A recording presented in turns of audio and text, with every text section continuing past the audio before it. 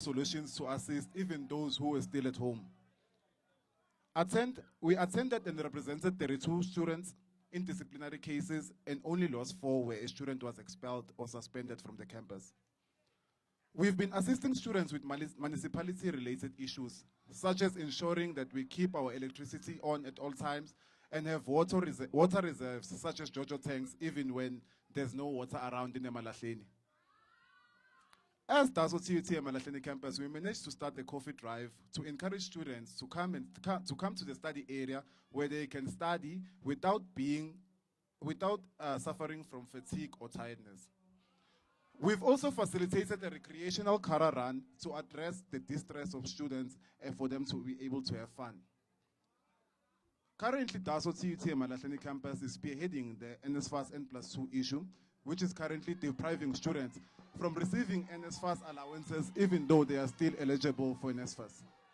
This matter should be taken into cognizance by students as it affects them directly. Next in line are those who registered in 2018. Students who registered in 2018 will not receive their allowances the next year. Students should be able to vote for a structure which is going to represent their needs without compromises and without them being useless in the seats of SRC. Students staying at Corridor Hill or Kaele have been taken for a ride by the institution. Students staying at the mentioned residences are subjected to pay 50,000+ for annual accommodation of a sharing room.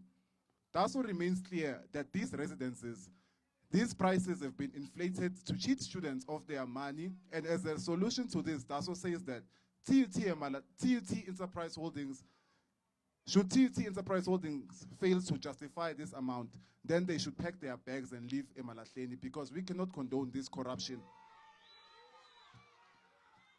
DASO has also noted that students with disabilities are not well catered for in our campus.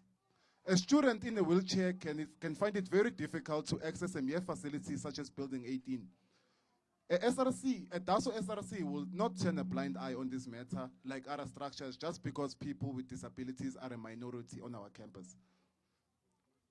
It is high time that we start taking our sports and other extracurricular activities seriously on our campus. Students participating in these fields should be exposed to opportunities which can enrich and equip them with the necessary exposure and skills for them to be successful in those fields. Sports facilities should be well maintained and taken care of. Voting for a DASO SRC would then mean that you will be voting for a SRC which will be present to assist you for the entire year, unlike previous years. Without trying to shame anyone, students should vote for people who can represent them and not people who are going to SRC just to occupy titles and be useless. As you see, we are building a residence outside. A DASO SRC will ensure that no one comes from Pretoria to manage that residence while we have countless graduates in our campus which are seeking employment. If TUT really empowers people, then it should start with its own. Anyone who appears just before elections will be seen again just after elections. IDASO izophatha, no student left behind. Thank you.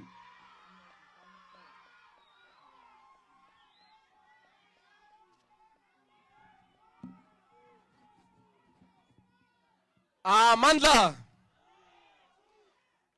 without wasting any time, we're going to move straight ahead to the EFFSC.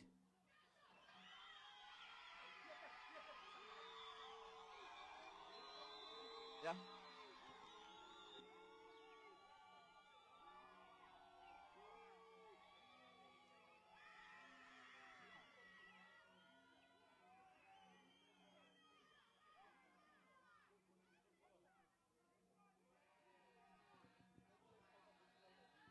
Mandla.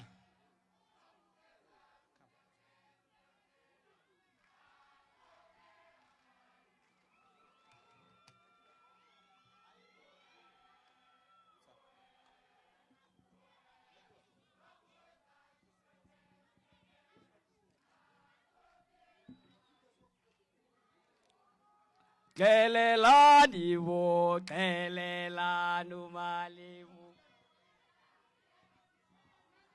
Oh, ayo jojo. Amandla. Awethu. Amandla. Awethu. Viva EFF Student Command, viva! Comrades, thank you very much. Comrades, there's a phrase of a song that I want to recite that is so very much important and we cannot leave. We're going to repeat it again. Qelelani bo.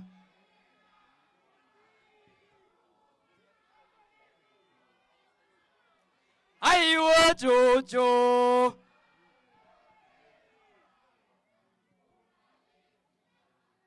Yeah, comrades, the reason why I'm singing this song is because I see that those Sasko charlatans are coming to disturb us. So we must be clear with ourselves. Comrades, as I start, I would like to pass my greetings to the students of TUT Emalahleni, the president of the EFF Student Command, Mantla Shikwambani, and the secretary, Muzi Kosa, the leadership of the EFF Student Command, TUT Emalahleni branch, from the chairperson, Kotlolo, to the last additional member, number 15, and to the Grand Forces of the EFF Student Command. I go by the name of Victor Tlagudi, a confident candidate of the EFF Student Command, and I'm here to clarify and also read out the commitments that are included in the manifesto of the EFF Student Command. The first issue is on academics and finances. On academic performance and exclusion, the EFF Student Command is committed to making sure that tutors, especially for first years across all faculties, are appointed in record time. This is to mitigate the failure rate and make sure that resource allocation for academics is done in good time, that it may have a positive effect on the outcomes of students. This is to increase the pass rate and lessen the potential for mediocrity and the potential for academic exclusion. The EFF Student Command holds that the data provided by the institution should be increased. I mean, like comrades, imagine. We cannot be saying that 10 gigs is enough because, for instance, the institution would say that a student should attend a class that is going to take 3 hours. While we know, comrades, 3 hours of a class will chow 5 gigabytes of your data. So, comrades, the EFF is committed to saying that data should be also made permanent as part of the institution academic policy as it promotes access to information and social interaction. On the issue of financial exclusions and the N+2 rule, I heard that DASO has been saying, or they fixed the issue here. We know we are going to expose lies. Comrades, financial exclusions remains a white elephant in the room and giving rise to financial victimhood of students. The EFF Student Command is resolute and unfazed that free education should be the financial cornerstone for all students with the potential to succeed in institutions of higher learning. Therefore, financial exclusion should be written off as a policy because they are a hallmark of capitalism and an engineered way to oppress our greater masses of the poor students. Comrades, the position of the EFF Student Command is very clear when it comes to N+2. The position of the EFF Student Command is that the N+2 rule must be scrapped because it is an anti-student and an enemy of free and fair education. So it serves as a barricade for students to complete their education. Comrades, please don't disturb me there at the back. That's hold your horses there. We're on residencies. The fees that are charged for residencies are a daylight robbery and a callous insult to our intelligence. Today uses our poor students as cash cows and holds our future at ransom. Today is the main architect of financial exclusions, and the EFF Student Command appeals to the conscience of this institution to take into cognizance the fact that the high fees will chase us away from having a future. Therefore, today must consider reducing their fees so that at least it can allow students to finish with their academics. Today in its residents has shown little to no regard for students' lives, and money to them is key. A life was lost in Corridor Hills, one of the residences of our institution, and the university has did little to nothing to improve the security. Instead, they implemented the curfew that restricted the movement of the student movement, but did nothing to protect the lives of the students.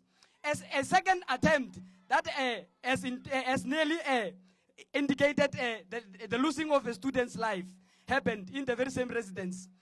This institution has done nothing to make sure that the students' lives are protected. Again, it remained indifferent.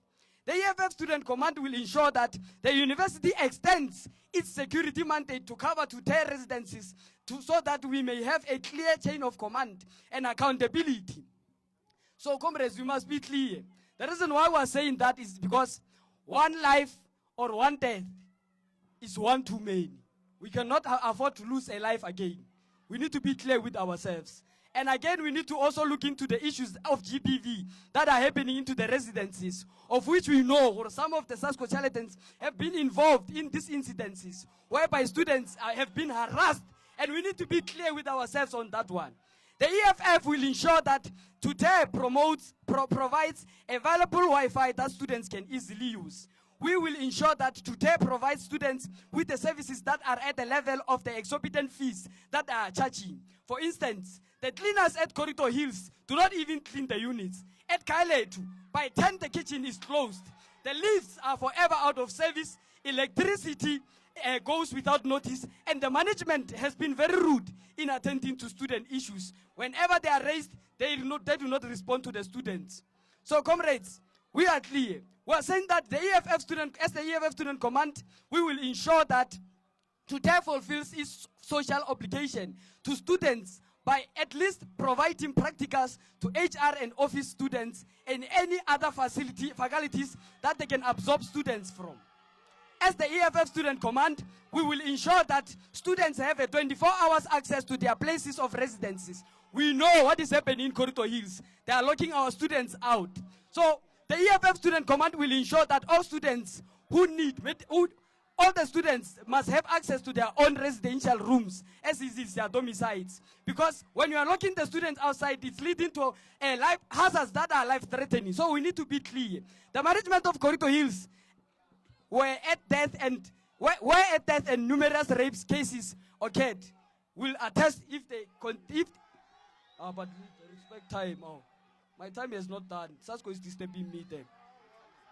So, comrades, Amanda, in my closure, I would like to say that I would like to quote from Amica Cabral when he says, "Hide nothing from the masses, mask no difficulties, expose lies whenever they are told, claim no easy victory." Amanda!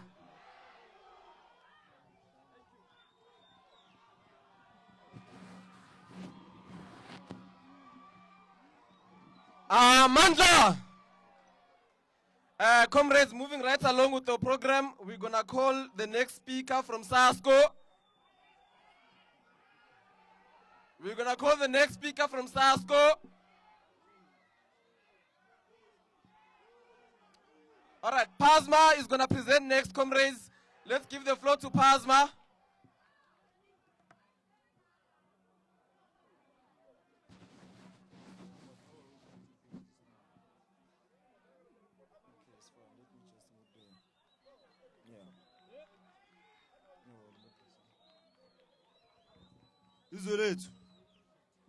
Okay. Greetings to the campus management, the Secretary General of PASMA, Yebukhom Tombeni, and former chairperson, Nkambule. My task is easy. I'm here to present a manifesto of the only ideological student movement in the university.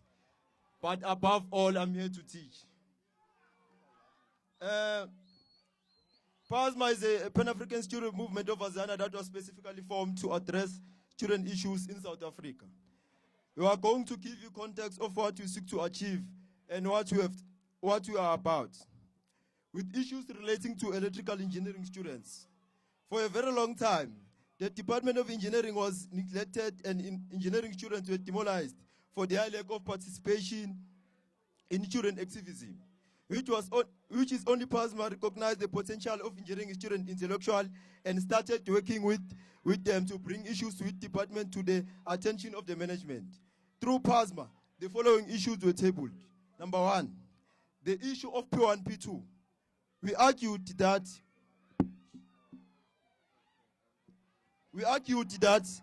the campus cannot be geographically located at the hub of Witbank economy, the area that produces a large portion of electricity for the whole of the country continent, but still our students have to suffer for mere internship opportunities.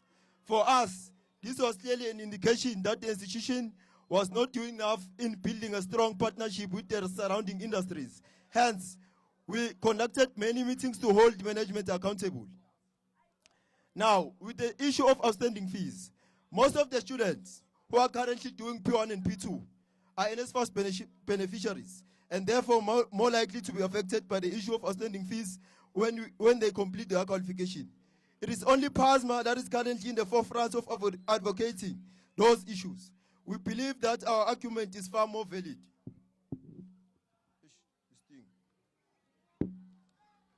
That poor must receive their qualification regardless of their financial status, since the Minister of Higher Education called for such in many occasions.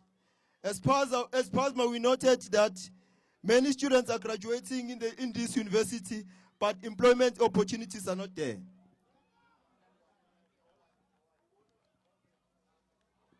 They are not there mostly likely because the system of the university is designed to train students to be a capitalist labor force.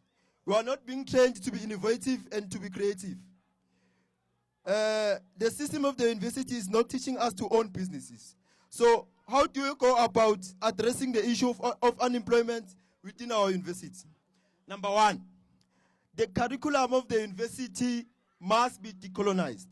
The education system of the university must be transformed in such a manner that it trains students to be innovative and creative, to allow students to establish their own companies. So in a nutshell, there must be a creation of a democratic socialist education that will demolish an establishment of white monopoly capital and white supremacy. The university must create fraternal relations with state-owned entities like your ESCOM, Transnet, and TNL, to at least that each and every year they adopt about 50 students in all departments and give them training and possibly permanent jobs. Like, for an example, our own municipality here in Witbank, they have all these divisions, your HR office. Why can't the university go and approach those people so that each and every year students can be consumed from this university into the coffers of the municipality?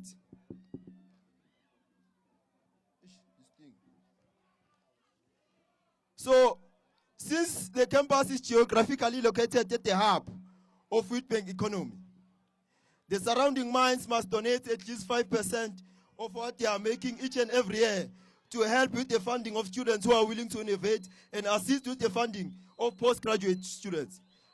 Because we are the only organization that can provide leadership in this campus. What is happening here is new objectives after new objectives, is directionlessness. I'm here to provide clarity. Number one, on the issue of N+2. No, stop howling. You don't know issues. On the issue of N+2, I personally myself, with other progressive forces, started the initiative of N+2, and we wrote document even to the Boer people, which will yet to be published. The issue of N+2 is a critical matter which cannot be ignored. It cannot be used again as a campaigning tool.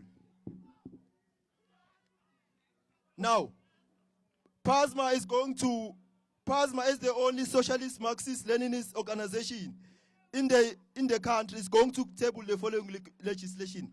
Number one, Free registration fee for all students. 1 student, 1 meal per day. Women who reside in residence, they must be given sanitary towels per month. And because it goes beyond academics, there must be at least purchased at least twice a year. Students who perform well academically must be consumed through the campus of the university.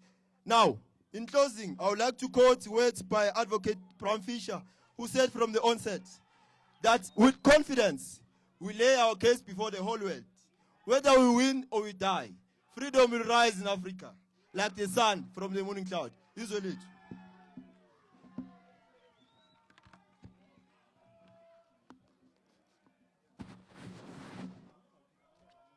Mandla. The next speaker is from SASCO. While they are coming up, Mara comrades, Mara listen. Mara listen. But listen.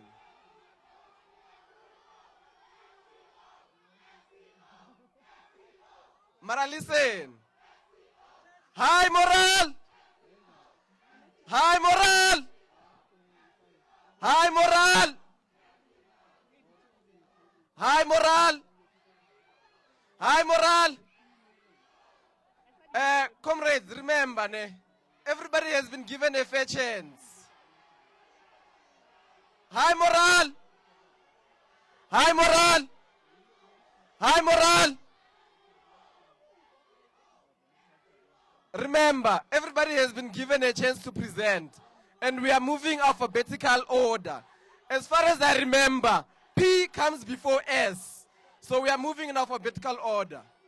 So as the speaker from SASCO is coming up, remember, we are live on the BUA Campus Facebook page. The link is circulating around the group chats. Comrades, please share the links so that everybody can form part.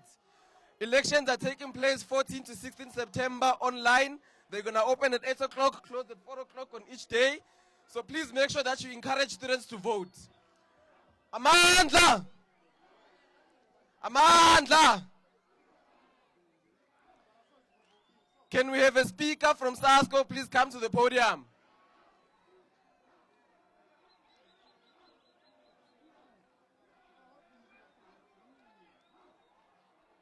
Can the speaker from SASCO please come to the podium?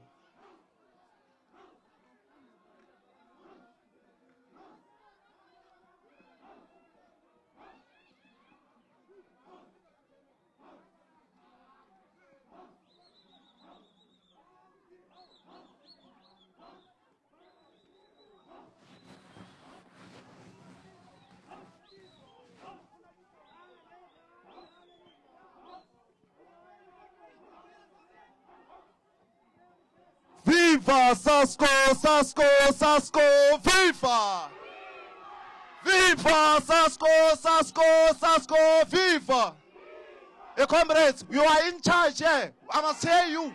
Viva SASCO, SASCO, viva! Pata SASCO, SASCO, pata! Amanda! Away to! Long live SASCO, long live! Long live SASCO, long live! Amanda!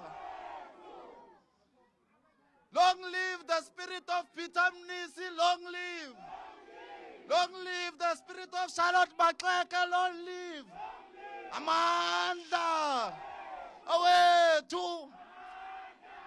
This is SASCO, comrades. These comrades, they must feel that we are here. SASCO has arrived.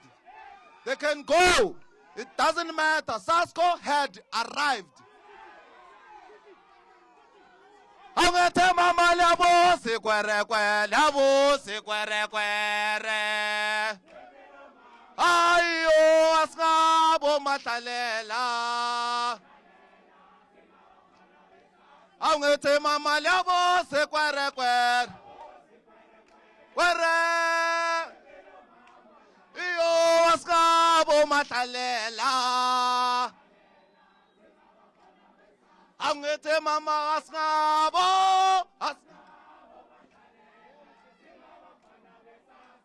Iyo asngabo matlalela. Amanda. Away to Comrades, we are at work here. Sibo Mahlalela. We are not here to play. We are here to address the student issues. So if these comrades, leader, I'm not here for you. Not here for you. I'm here for the students. Amanda! Over two. Let me take this opportunity, comrades, and greet you all in the name of SASCO, the governing organization of this campus, the in-charge organization here. We are in charge here. We are still going to be in charge. So these ones, they can collide and be against SASCO. SASCO was the first organization here in South Africa. This was they come now. TASO, EFF. Leave them. Manda. Over two. Comrades, let me, first I'd like to express my deepest gratitude for this privilege of addressing this convention, comrades. Today, for us, it's a particular honor to stand in front of you and deliver the manifesto of SASCO. I want to start with a simple question. SASCO. What is SASCO? Comrades, this organization, it was formed on the 1st to the 6th in 1991, when 600 black students from universities, technicons, and colleges, they formed, they came together in Rhodes University to form SASCO. So these comrades formed SASCO, realizing that we are members of the community before we are students, to commit ourselves to non-racial, non-sexist, democratic society, free of exploitation and national oppression, in which harmony amongst people will prevail. This organization, comrades, was formed to organize students towards the transformation of education. This is why we have a program called SASCO Funda Nathi, comrades. This program seeks to help you. And in this program, we have 12 tutors who help students who struggle with modules. This will also help with decreasing exclusions. People cannot come here and tell you that we are not going to be excluded. There's a policy for that thing. Under the leadership of SASCO, comrades, we have managed to increase the number of tutors in all the faculties. We also see that there are courses that are facing out at campus. And under our leadership, we won't allow students to be left behind. We want lama student lawo also ukuthi aqeda ama course wabo before the course phases out completely, because angithi baqalile. Coming to finance, we need student assistant that side of Malema's office. It cannot happen that Mr. Malema, when he's sick, that office won't function.